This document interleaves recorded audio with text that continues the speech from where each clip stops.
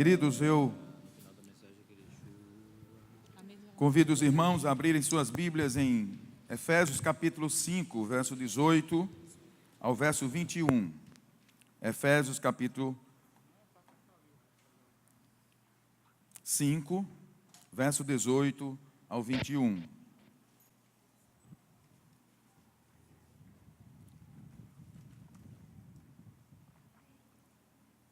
Nesses dias nós estamos priorizando uma busca pela presença de Deus na nossa igreja. O Senhor tem ministrado aos nossos corações a necessidade de nós buscarmos o Senhor. Um tempo de volta, um tempo de voltar a buscar o Senhor. E aí, querido, sexta-feira aqui foi uma bênção, foi um mover de Deus. Foi realmente algo especial que aconteceu sexta-feira aqui. E nós queremos dizer que a nossa prioridade como igreja é buscar a presença do Espírito Santo. Amém? Queridos, tudo o que a igreja está precisando é dessa intimidade, dessa comunhão com o Espírito do Senhor. Há muitos crentes que se convertem, pessoas tiveram um primeiro encontro com o Senhor, mas não prosseguem numa caminhada de intimidade com o Espírito Santo. E nós entendemos que é impossível viver uma vida cristã vitoriosa sem uma busca pela presença do Espírito Santo de Deus.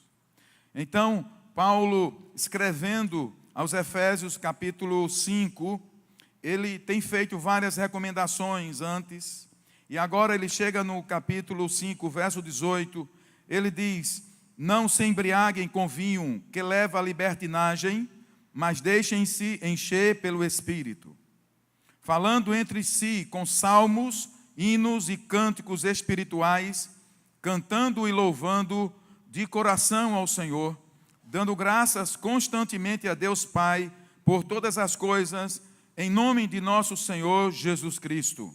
Sujeitem-se uns aos outros por temor a Cristo. Não se embriaguem com vinho que leva à libertinagem, mas deixem-se encher pelo Espírito. Não há maior segredo para a santidade, não há maior segredo para uma vida abundante do que ser repleto, do que ser cheio, do que ser íntimo do Espírito Santo. Nos capítulos anteriores dessa carta, lá no capítulo 1, por exemplo, verso 13, Efésios 1:13, Paulo vai dizer que nós, quando ouvimos e cremos na palavra da verdade, o evangelho que nos salvou, nós fomos selados em Cristo com o Espírito Santo da promessa. Quando você teve um encontro com Jesus, você foi selado com o Espírito Santo de Deus. Quem diz amém? O que é isso, pastor? Quer dizer que você recebeu um selo do próprio Deus, da própria Trindade.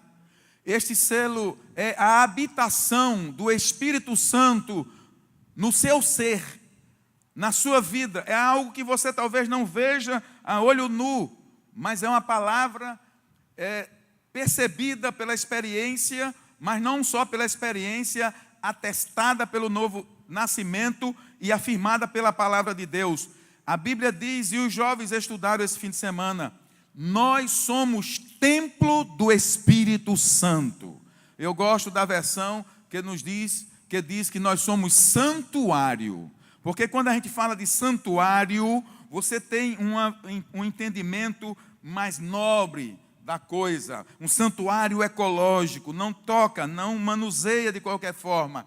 A Bíblia diz que quando nós recebemos a palavra da verdade, o evangelho que nos salvou, nós recebemos o selo do Espírito, o Espírito Santo veio habitar em nós, e ele habita em nós e reside em nós. E também em Efésios capítulo 4, verso 30, nós também vamos ver que é tão real isso, que diz assim, Paulo falando sobre várias recomendações, ele diz: não entristeçam o Espírito Santo de Deus, com o qual vocês foram selados para o dia da redenção. Mais uma vez, selados. Você foi selado. Diga, eu fui selado. Eu trago um selo, eu trago uma marca, eu trago um carimbo. Alguém expressou isso muito bem. Nos tempos antigos, lá na Fenícia, na terra ali da Palestina, ali era uma terra que se vendia muita madeira. E aí os navios vinham de longe, com aqueles homens ricos, fazendeiros, industriais do tempo passado, e eles vinham primeiro e olhavam a madeira, selecionavam a madeira e compravam as madeiras. Eles compravam aquelas madeiras, aqueles troncos de madeiras, e partiam para a sua terra, e depois de alguns meses, chegavam então os navios de carga, com os capatazes, com os seus encarregados, para levar a madeira do seu senhor. Mas aí a pergunta é, como aquele empregado sabe qual foi a madeira que o seu senhor comprou? É porque quando aquele senhor veio na frente, ele carimbava cada madeira. E a palavra diz que nós somos selados com o Espírito Santo da promessa para o dia da redenção. Quando Jesus voltar, não vai haver dúvida nem engano, os selados subirão. Porque é um selo, irmãos. O Espírito Santo é um selo no nosso coração, na nossa alma, no nosso íntimo, que nos separa da iniquidade e do perdido. Então, o Espírito Santo nos selou. Agora, o Espírito Santo, nós já falamos aqui, ele não é uma pomba, é um símbolo. A pomba é um símbolo, porque representa delicadeza, suavidade. O Espírito Santo representa meiguice. O Espírito Santo representa doçura. Mas ele é a terceira pessoa da Trindade. Ele é Deus, ele é um ser, ele é divino. Ele vem habitar em nós. É por isso que Paulo está dizendo, não entristeçam o Espírito Santo. E aí, Paulo agora diz, no texto que nós pegamos aqui, não se embriague com vinho, mas deixem-se encher pelo Espírito. E a pergunta que eu faço, se ele é uma pessoa, como é que se enche dele? Como é que se enche de uma pessoa, se ele é uma pessoa? Na verdade, também é uma palavra que dá uma conotação de envolvimento. O Espírito Santo é uma pessoa, e à medida que você anda com essa pessoa, à medida que você se aproxima dela, tem prazer, passa a ser íntimo dela, você vai ficar tão parecido com ela, que vai refletir o caráter dela, o jeito dela, tudo dela, você começa a refletir. A Bíblia chama isso de frutos do Espírito. E aí o fruto do Espírito, que a gente pode, para melhor entendimento, dizer, é como uma laranja com muitos bagos, eles têm os frutos, os bagos, na verdade é um fruto só. Mas a gente pode dizer, quais são os frutos do Espírito, igreja? Quais são os frutos do Espírito? Qual é o primeiro? Amor. Diga bem forte. Amor, paz, alegria, benignidade, bondade, longanimidade, fidelidade, domínio próprio. Esses são as características do Espírito Santo. E quando você se aproxima dele, isso vai se apresentar em você. Você vai ficar tão envolvido por ele, tão tomado por ele, ele vai te influenciar tanto que você passa a exalar, a refletir os frutos característicos do seu caráter. Quem entendeu? Amém? Agora, Paulo está dizendo, enchei-vos do Espírito. E aí, deixa eu explicar a você. O enchimento do Espírito não é uma experiência única. O enchimento do Espírito não é uma experiência única. Ah, pastor, mas eu vim no Aviva Web sexta-feira, eu já fui cheio. O batismo no Espírito Santo é um enchimento. Só que ele vem com a autenticação de dons, e que ali você recebe o primeiro enchimento verdadeiro. Mas acontece que o batismo no Espírito Santo, que é um batismo de capacitação e um batismo de poder, é o início de uma vida de intimidade com o Espírito Santo. Por isso, quando a gente diz assim, busque o batismo, não é para você buscar o batismo, receber o batismo, e aí você agora já foi batizado e pronto. Não, você foi batizado, amém, mas você vai continuar buscando o enchimento no Espírito. Porque é como se alimenta, é como quem bebe água. É constantemente você deve buscar a presença gloriosa do Espírito Santo, se enchendo dele, buscando ele continuamente. E a cada nova experiência, mais intimidade você vai desfrutar dele. Então, o Espírito Santo, por ser Deus, ninguém chegou na medida de espiritualidade desejada. Paulo vai dizer assim: eu mesmo não julgo que alcancei, mas uma coisa faço, esquecendo para as coisas que atrás ficam, eu prossigo em busca do prêmio da soberana vocação em Cristo Jesus. É uma busca constantemente. Então Paulo está dizendo, enchei-vos do Espírito. E aí ele vai fazer uma comparação.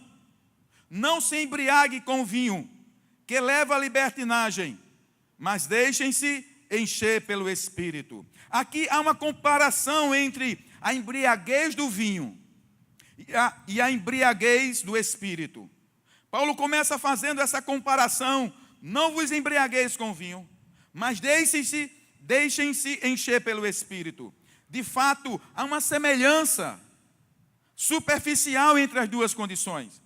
Uma pessoa que está bêbada, dizemos que ela está sob a influência do álcool. E certamente um crente cheio do Espírito está sob a influência e o poder do Espírito. Mas aí termina a comparação. É somente para falar de influência.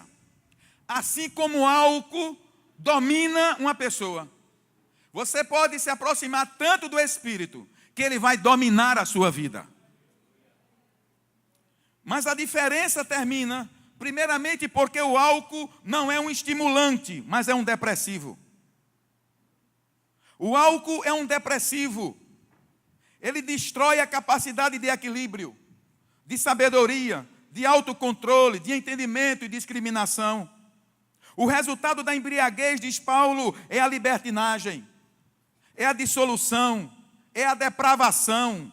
As pessoas bêbadas entregam-se às ações desenfreadas, dissolutas e descontroladas. Comportam-se como animais ou pior do que animais. A embriaguez do álcool leva a tudo isso. Mas o resultado de se estar cheio do Espírito Santo é totalmente diferente. Se o excesso de álcool desumaniza e transforma o homem numa fera, a plenitude do Espírito Santo nos torna mais humanos, pois nos torna como Cristo Jesus. Toda embriaguez, seja especificamente falando de uma droga ou de um álcool, toda embriaguez da visão material leva o homem à dissolução e à depravação e à morte. A embriaguez com a riqueza, a embriaguez com o orgulho, com a avareza, a embriaguez com o sexo, qualquer tipo de embriaguez leva o homem à bestialidade, a ser animalesco, leva o homem a perder a sua dignidade. Mas quem se enche do Espírito de Deus reflete a glória de Deus aqui na terra. A igreja, ela é chamada para ser cheia do Espírito Santo de Deus. Paulo contrasta então os efeitos de uma vida plena no Espírito Santo, de uma vida vazia do Espírito Santo. É triste nós vermos Gálatas capítulo 5, eu não vou ler, verso 16. Quando Paulo faz uma relação das obras da carne, entre os pecados do sexo, entre a prostituição e entre a idolatria, tem ódio, tem facção, tem inveja, tem discórdia, tem rancor. Tudo isso é obra da carne. Isso é que brutaliza o homem. Mas quando ele, então, em Gálatas capítulo 5, começa a mostrar a diferença entre as obras da carne e as obras do Espírito, no verso, Gálatas capítulo 5, verso 21, 22, ele vai dizer: mas o fruto do Espírito é amor, alegria, paz, paciência, amabilidade, bondade, fidelidade, mansidão e domínio próprio, e contra essas coisas não há lei. Isso é uma vida no Espírito, é uma vida cheia do Espírito. Por isso ele diz no verso 16 desse mesmo capítulo: por isso eu vos digo, vivam pelo Espírito, e de modo nenhum satisfarão os desejos da carne. Querida igreja, queridos irmãos, queridos jovens, o maior alvo da vida cristã é ser cheio de Deus. O maior alvo da nossa alma, o maior desafio da nossa alma é ser cheio de Deus. Se você tem outro sonho que não seja esse, reveja a sua fé, porque aqueles que um dia foram tocados pelo Espírito de Deus se inclinam para as coisas de Deus e desejam ver a face de Deus. E eu quero dizer para você que essa luta, ela é real na minha e na sua vida. É uma luta terrível, é a maior luta do ser humano. A maior batalha da nossa alma é a batalha por andar com Deus. Tem livros escritos sobre isso. Nós falamos de batalha sobre uma cura de um câncer, de um desemprego, de um problema de um filho nas drogas, mas a maior batalha é a batalha de uma alma para andar na presença de Deus. Porque o mundo todo, o inferno todo se levanta contra a minha vida e contra a sua vida, para você não conhecer os benefícios, a glória de andar na presença de Deus. Irmãos, tudo o que a minha alma precisa é de Deus. Tudo o que você precisa é de Deus. E o Espírito do Senhor, Ele veio para fazer essa obra de nos ligar a Deus pelo sacrifício de Jesus Cristo e nos levar a uma vida abundante. A minha alma, a sua alma, brama por Deus, grita por Deus, como o Salmo 42 diz. Mas existe uma luta, é uma luta terrível. No verso 16, diz: vivam pelo Espírito, de modo nenhum satisfarão os desejos da carne. Pois a carne, diga-se carne, natureza humana. Eu estou lendo sim, muito bem, obrigado. Carne é natureza humana, é a tendência, é a velha natureza, que ela não desaparece totalmente no novo nascimento. A carne, ela deseja o que é contrário ao Espírito, e o Espírito o que é contrário à carne, e eles estão em conflito um com o outro, de modo que vocês não fazem o que desejam. Mas se vocês são guiados pelo Espírito, não estão debaixo dessa lei. A única maneira, eu acrescentei para facilitar, dessa lei, essa lei que domina os seus membros e a sua mente, ela não é vencida na força da boa vontade, do braço. É o contrário, ela é vencida no quebrantamento. Não tente dizer que você vai lutar contra o sexo na sua força. Você luta contra sexo, contra a ira, contra a raiva, contra a falta de perdão, no quebrantamento. É lá no lugar secreto. É lá onde ninguém vê. Mas Deus te vê. Que você pode balbuciar as palavras da sua alma e dizer: Deus, eu te peço, olha para a minha iniquidade agora, porque o Senhor sabe e conhece todas as saídas da minha vida, meus pensamentos impuros, imundos, sujos, minhas motivações erradas. Deus, ninguém escapa da sua presença. O salmista diz que se nós subirmos até as estrelas, lá o Senhor nos verá. E se descermos à profundeza do abismo, mesmo lá não seremos ocultos aos seus olhos. Ninguém pode se esconder de Deus. É por isso que religião não consegue trazer paz ao seu coração. Mas quando você se quebranta na presença dEle, Ele se encarrega, como fez com Isaías, de tirar lá do altar uma brasa viva e tocar os lábios de Isaías e dizer: eis aqui, eu estou tocando os teus lábios e te purificando. Ele nos purifica de todo pecado pelo sangue derramado na cruz do Calvário. Só o quebrantamento pode nos dar vitória contra o pecado e nos levar a uma vida de vitória aqui na terra. Todos nós lutamos contra o pecado. Lutar é uma coisa, ser escravizado é outra coisa. E eu quero dizer uma coisa para os irmãos: esses anos de vida cristã, eu descobri isso bem cedo, aos 15 anos de idade, sem ninguém me ensinar, que a única maneira de eu poder estar na presença de Deus é o quebrantamento. É não esconder, é dizer: olha aí, esse jovem que quer te servir, que deseja andar contigo, mas aí eu me vejo nessa luta, a força da carne maior do que o meu desejo, e aí eu faço o que eu não quero, e é nesse quebrantamento que um milagre acontece. O Espírito do Senhor vem e faz em mim e em você o que homem nenhum pode fazer. É por isso que em Romanos capítulo 8 de Romanos, em Romanos capítulo 8, você encontra Paulo dizendo isso depois de falar de uma luta tremenda. Ele vai dizer no capítulo 7 que miserável homem quem sou, quem me libertará do corpo dessa morte, falando dessa luta interior. Mas no capítulo 8, verso 1, Paulo vai dizer: portanto, agora já não há condenação para os que estão em Cristo Jesus.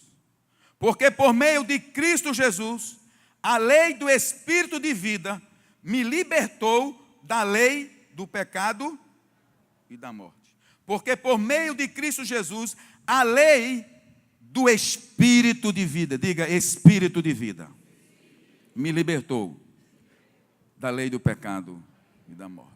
É o Espírito Santo que opera um milagre extraordinário. Ele vai nas entranhas da nossa alma. E como foi pregado aqui quarta-feira, ele vai e penetra entre espírito e alma, ele faz a divisão e ele remove a iniquidade que te escraviza e transforma você no novo homem, numa nova mulher, para a glória dele. E você pode descobrir e ficar certo: existe libertação em Cristo Jesus para toda sorte de pecado. É a lei do Espírito de vida, não é a lei dos homens. Não é a denominação, não é o aconselhamento, é o Espírito de vida, é o Espírito Santo. Paulo vai dizer então que quando esse Espírito opera dentro de nós, ele diz mais adiante aqui no capítulo 8 de Romanos, no verso 6, ele diz: a mentalidade da carne ela é morte, mas a mentalidade do Espírito é vida e paz. A mentalidade da carne é inimiga de Deus, porque não se submete à lei de Deus, nem pode fazê-lo. Quem é dominado pela carne não pode agradar a Deus. Entretanto, vocês não estão sob o domínio da carne, mas do Espírito, se de fato o Espírito de Deus habita em vocês. E no verso 11 diz: e se o Espírito daquele que ressuscitou Jesus dentre os mortos habita em vocês, quem diz amém?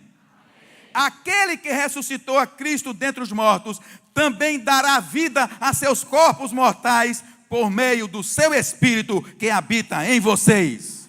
Eu quero dizer que há uma possibilidade de vida para os nossos corpos mortais. E essa possibilidade não está na filosofia. Essa possibilidade não está no achismo ou numa religião.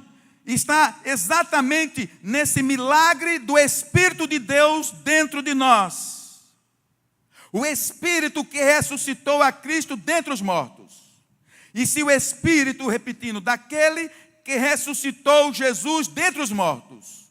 Irmãos, a palavra de Deus é cheia dessa verdade.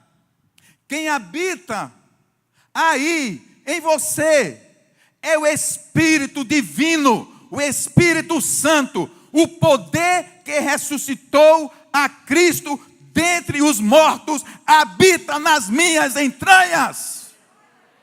E você precisa tomar posse disso. E ele diz assim: e se ele habita, aquele que ressuscitou a Cristo dentre os mortos, também dará vida a seus corpos mortais, por meio do seu Espírito que habita em vocês. Dará vida, porque o Espírito Santo é um Espírito de vida. Amém, aleluia. Queridos, Paulo escrevendo a sua carta, então ele vai continuar dizendo: deixem-se encher pelo Espírito. É a única maneira de você levar uma vida plena, uma vida liberta, é buscar a presença de Deus no quebrantamento, pela presença do Espírito. Mas tem algo aqui que é também comunitário. Diz aqui o verso 19: deixem-se encher pelo Espírito, falando entre vocês com salmos, hinos e cânticos espirituais, cantando e louvando de coração ao Senhor, dando graças constantemente a Deus Pai por todas as coisas, em nome de nosso Senhor Jesus Cristo, e, em outra versão, sujeitando-se uns aos outros por temor a Cristo.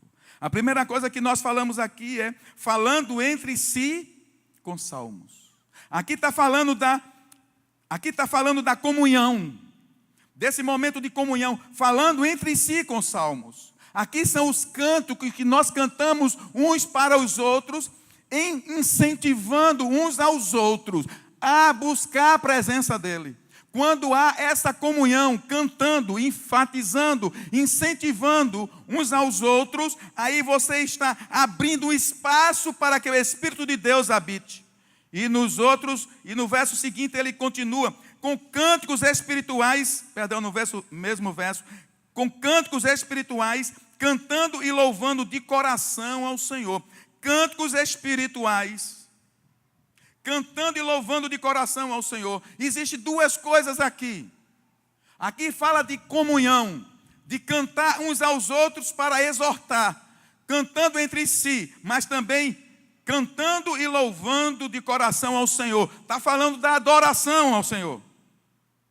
E falando agora de gratidão e não de murmuração. Paulo está dizendo que o contexto próprio para que a presença do Espírito do Senhor, ele se manifeste, é um contexto de comunhão, é um contexto de unidade, é um contexto de relacionamentos saudáveis. Ele está falando de cantando uns aos outros, cantando ao Senhor, e não murmurando e dando graças a Deus por tudo. E o verso 21, então, ele encerra dizendo, sujeitando-se uns aos outros por temor a Cristo. Você pode colocar esse texto aí para a gente citar junto, verso 21.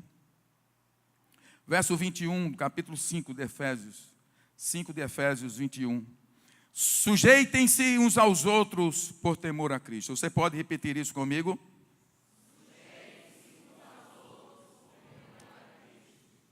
Então deixa eu lhe dizer uma coisa, é um segredo na vida. Você muitas vezes está buscando uma vida de vitória. Muitas vezes você está lutando nessa vida para ter uma vida abençoada com Deus. E você também luta por seus projetos pessoais. Mas eu quero dizer que alguma coisa pode estar sendo obstruída aí. Se não há relacionamentos saudáveis, se não há sujeição uns aos outros, suas orações podem estar sendo impedidas. Talvez o problema da sua casa não seja jejuar mais, ainda mais. Talvez seja consertar relacionamentos. Talvez seja a dificuldade de se submeter ao outro. E Paulo está dizendo que o contexto de ser cheio do Espírito Santo é um contexto de se submeter um ao outro. É por isso que a campanha Fluir do Avivamento, liberando, começa consertando os relacionamentos, porque o Espírito Santo, o primeiro fruto dele é o amor. E todos os detalhes do caráter do Espírito Santo fala de unidade. E sem unidade não há a presença de Deus manifesta plenamente. Pode haver muito barulho, mas não haverá a presença real manifesta de Deus. Por isso eu digo, o primeiro segredo para uma vida de vitória é você limpar o seu coração com relação aos relacionamentos. Uma das coisas que obstrui a bênção de Deus é a insubordinação ou a insubmissão. Pode ser em casa, pode ser com os pais, pode ser entre filhos e pais, pode ser filhas com mães, pode ser filhos e etc. Pode ser mulher com esposo, pode ser entre liderança espiritual, pode ser entre líder de célula. Eu quero dizer que quem criou a ordem, a estrutura de organização e de hierarquia de domínio foi Deus, e Ele passou para o homem. E quando isso é quebrado, a bênção não flui sobre a minha e a sua vida. A primeira coisa que nós precisamos fazer é consertar esses relacionamentos, porque senão a gente vai ficar pedindo para ser cheio do Espírito, e não vamos conseguir. E eu quero dizer em nome de Jesus, conserte isso, porque os céus estão repletos de bênção para ser liberado sobre a sua vida, mas o seu coração está pesado. E se está pesado, os céus se fecham, porque é princípio espiritual. É preciso consertar o caminho com o perdão, com reatar relacionamento, com o respeito mútuo. E quando nós falamos de submissão, não é sobre uma autoridade espiritual ou um pastor, pode ser ao meu próprio irmão que senta ao meu lado. A Bíblia diz que sujeitai-vos uns aos outros por temor a Cristo. É o respeito pelo meu irmão. É o respeito, ele pode ser culturalmente inferior, ele pode ser economicamente mais desfavorecido, mas Paulo diz que nós devemos dar a preferência ao outro. A Trindade Santa é uma unidade perfeita, e o sonho de Deus é que a unidade dele, a unidade dessa família se manifeste no nosso meio, e não existe unidade se não houver respeito. E essa campanha Fluir do Avivamento fala de poder de Deus, mas vai falar do poder transformador de reatar relacionamentos quebrados. A primeira coisa que eu faço, quando uma coisa me atinge o coração, pode ser de uma maneira ou de outra, eu vou pedir para o louvor ouvir. A primeira coisa que eu faço, quando o meu coração foi atingido, é ir diante do Senhor. E eu vou e me tranco, e então eu cito o nome da pessoa. Eu libero o perdão e abençoo. Se foi algo que foi visível, houve algo real, então eu vou e peço perdão. Para que a minha comunhão não seja impedida diante do Senhor. Deus quer liberar o seu Espírito Santo sem medida sobre esse lugar.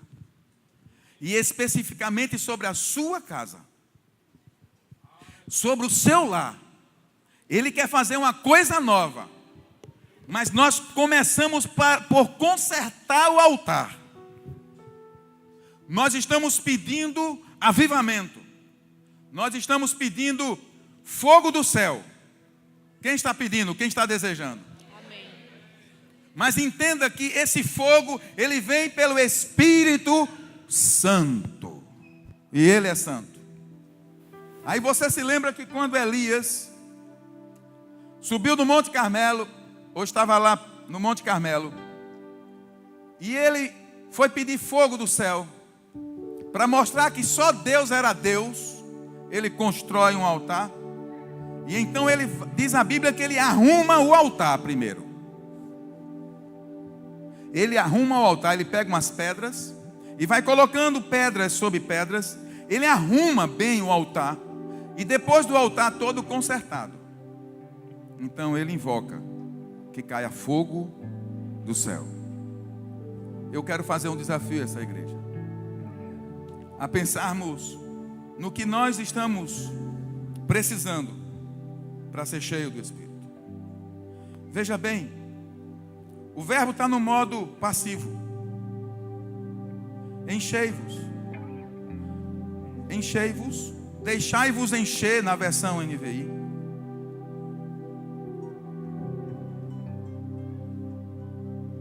Não é uma técnica. Não existe uma técnica para ser cheio. O que existe são impedimentos de ser cheio do Espírito. São os impedimentos na nossa vida que não permitem que a gente desfrute da beleza do Espírito Santo, da visitação dele. Ele é suave, ele é meigo, ele chega silenciosamente, ele chega amorosamente, mas ele é santo. Ele é santo. E nós precisamos entender isso, que sem rever algumas coisas, nós podemos estar orando, até jejuando, e podemos não estar vendo resultados, porque precisamos consertar o altar do nosso coração. E nessa noite, entre outras coisas, é o altar dos relacionamentos. Mágoas, corações pesados, ou problemas com o irmão. Durante essa campanha, você vai ser desafiado a encarar isso, a enfrentar isso. E eu profetizo, com a ajuda do Espírito Santo, você será liberto. Queridos, há um clamor no nosso coração, e não podemos adiar isso. Estamos precisando desesperadamente que o Espírito Santo faça coisas novas nesse lugar. O que ele tem feito ainda não é o que ele vai fazer. Eu peço que você fique de pé nesse momento. Eu quero fazer uma convocação nessa noite.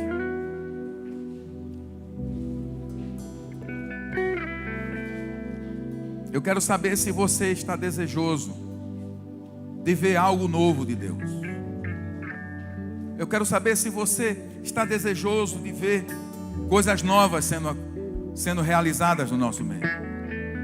Se você deseja um avivamento, eu quero convocar você a entrarmos nessa campanha com um coração desejoso de ver coisas novas acontecendo nesse lugar. Mas você precisa começar por essa primeira resposta.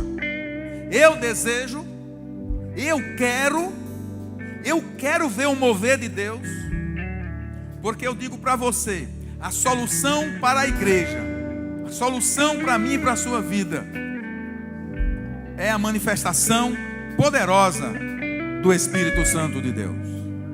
É tudo do que a sua alma precisa. Deus, Ele quer avivar você. Ele quer levar você a voltar a ter prazer nele. O Espírito comunica ao meu coração. Há muita tristeza, irmãos, no nosso meio e aqui. Desesperança. Não crê mais. Desaprendeu a orar, inclusive.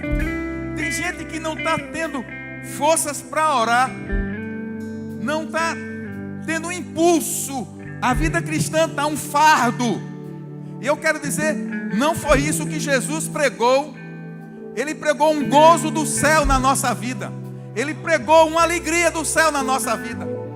Mas a carne luta contra o espírito e o espírito contra a carne. Tem uma luta acontecendo terrível nesse coração aí. Você só faz dizer que está difícil, só está difícil. Eu quero dizer, é tempo de quebrantamento. Deixa Deus fazer. Quebrantamento, quebrantamento, quebrantamento. Começa a desejar um rio novo, avivamento, coisas novas na sua vida. Deus vai ressuscitar você. Crentes moribundos, não é o que Deus quer. Você é um filho amado, uma filha amada. Ele quer levantar você numa nova disposição.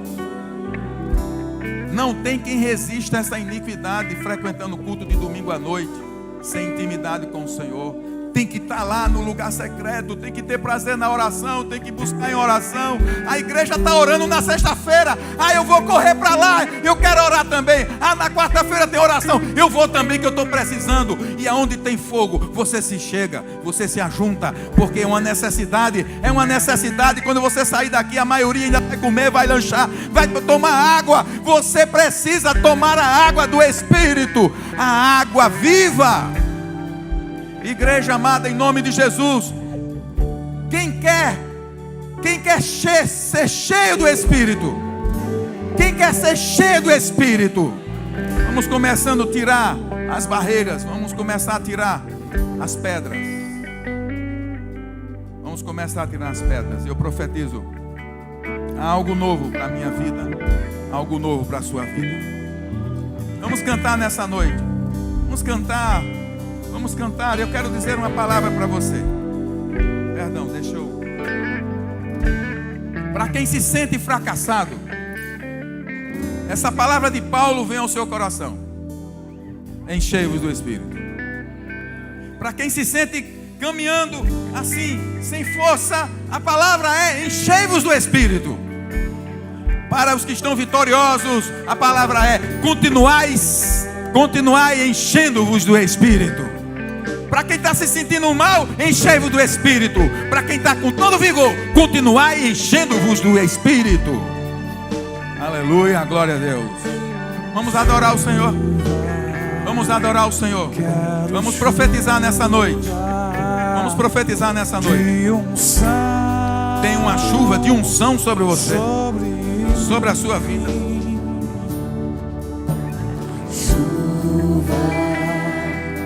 Quero chuva.